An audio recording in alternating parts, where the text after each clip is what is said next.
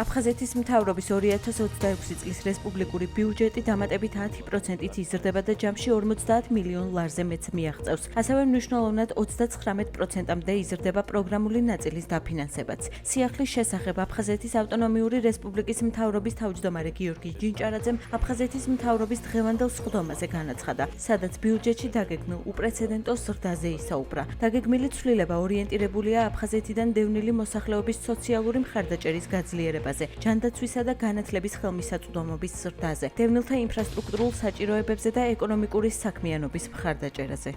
დღეს ჩვენ განვიხილავთ აფხაზეთის მთავრობის 2026 წლის ბიუჯეტის განსახორციელებელ ცვლილებებს და მინდა სიამაყით აღვნიშნო, რომ ბიუჯეტი იზრდება 10%-ით და მიაღწევს 50 მილიონ ლარზე მეტს და რაც ყველაზე საამაყოა არის ის, რომ პროგრამული ნაწილი განისაზღვრა 39%-ით, რაც ნამდვილად უპრეცედენტოა.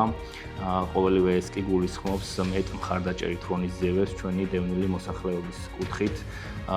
ყველაზე მნიშვნელოვანი მიმართულებების გამოყოფ, რაზეც მოვახდინეთ თანხების ზრდა, ეს არის პირველ რიგში ბავშვთა აბილიტაციის პროგრამა, საზღვარგარეთ სამკურნალობის დაფინანსება, მაღალტექნოლოგიური კვლევებისა და ონკოლოგიური მიმართულებების თანხის გამოყოფა, ასევე ინფრასტრუქტურული პროექტების მხარდაჭერით ნაწილში ჩვენ 2 მილიონ ლარზე მეტი გამოვყავით, რაც გულისხმობს ჩვენი დევნილი მოსახლეობის საცხოვრებელი პირობების გაუმჯობესებას. მე მინდა ამისთვის მადლობა გადაუხადო საქართველოს პრემიერ-მინისტრ ბატონ ირაკლი კობახიძეს მნიშვნელოვანი მხარდაჭერისთვის.